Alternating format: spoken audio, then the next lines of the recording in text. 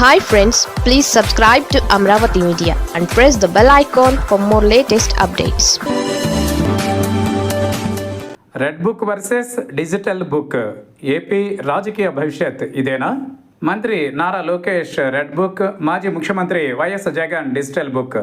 నాయకుల అభిరుచి వారి సంస్కారాన్ని తెలియజేస్తోంది. వాళ్ళు మాట్లాడే మాటలు దూరదృష్టిని ప్రతిబింబిస్తాయి.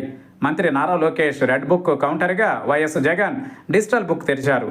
లోకేష్ మాత్రమే రాసుకున్నది రెడ్ బుక్, కానీ వైఎస్ జగన్ 100 అడుగులు ముందుకేసి ఏకంగా డిజిటల్ బుక్ తెరిచి ఎవరైనా అందులో తమకు జరిగిన అన్యాయం చేసిన వ్యక్తి లేదా వ్యక్తులు, వారి హోదా తదితర వివరాలన్నీ ఫోటోలతో సహా పంపాలని పిలుపునిచ్చారు. ఆంధ్రప్రదేశ్లో ఈ పరిణామాలు భవిష్యత్తుపై తీవ్ర భయాందోళన కలిగిస్తున్నాయి. ఏది విత్తితే అదే పంటగా వస్తుందని పదే పదే వైఎస్ జగన్ హెచ్చరించడాన్ని ఆషామాషిగా తీసుకోవద్దు. చర్యకు ప్రతిచర్య అనేది ప్రకృతి ధర్మం. సైన్స్ కూడా అదే చెబుతోంది. ఆంధ్రప్రదేశ్ విభజన తరువాత రాష్ట్రంలో రాజకీయ పరిస్థితులు అత్యంత ప్రమాదకరంగా మారాయి. టీడీపీ వైసీపీ మధ్య అధికార పోరు కాస్త వ్యక్తిగత విద్వేషాల వరకు వెళ్ళింది. ఇది ఎంతవరకు దారి తీస్తుందో అంతు చెక్కడం లేదు. 2014-2019 మధ్య కాలంలో చంద్రబాబు పాలనలో వైసీపీ ప్రజాప్రతినిధుల్ని టీడీపీలో చేర్చుకోవడం, వాళ్లకు మంత్రి పదవులు కట్టబెట్టడం లాంటి ప్రజాస్వామ్య వ్యతిరేక చర్యలతో ప్రతిపక్షాన్ని నామరూపాలు లేకుండా చేయాలని కుట్ర పన్నారు. అయితే ప్రజలు ఆ చర్యల్ని ఆమోదించలేదు. అందుకే 2019లో టీడీపీ ఘోర పరాజయాన్ని మూటకట్టుకోవాల్సి వచ్చింది.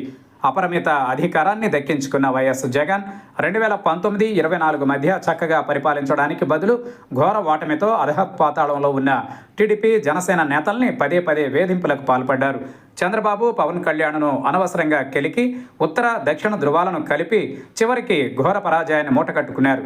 కేవలం 11 ఎమ్మెల్యే సీట్లకు పడిపోయిన వైసీపీని దాని మానాన్న విడిచిపెట్టి ఉంటే అసలు ఆ పార్టీ ఇప్పట్లో కోలుకునే పరిస్థితి ఉండేది కాదు. అబ్బే, అధికారం అలా ఎవరిని ఊరికే ఉండనివ్వదు కదా. లేవలేని స్థితిలో పడి ఉన్న వైసీపీ నేతలపై ఇష్టానుసారం కేసులు, అరెస్టులతో యాక్టివ్ చేసిన ఘనత లోకేష్ రెడ్ బుక్ దక్కింది. తద్వారా టీడీపీ వైసీపీ దొందే అని జనం అనుకునే పరిస్థితి.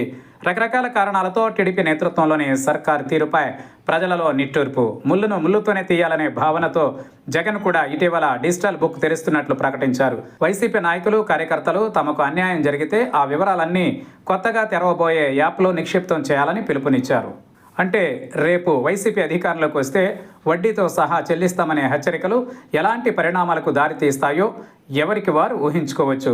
ప్రజలు అధికారం ఇచ్చేది సమాజానికి ఏదైనా మంచి చేయాలనా, లేక ప్రతీకారాలు తీర్చుకోవడానికి అనే ప్రశ్న ఉత్పన్నమవుతోంది.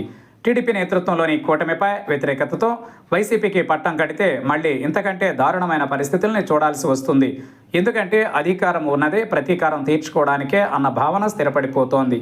దూరదృష్టి లేని సంకుచిత మనస్తత్వం, ప్రజల్ని ప్రేమించలేని నాయకులున్న ఆంధ్రప్రదేశ్ భవిష్యత్తును తలుచుకుంటే పౌర సమాజానికి భయం వేస్తోంది.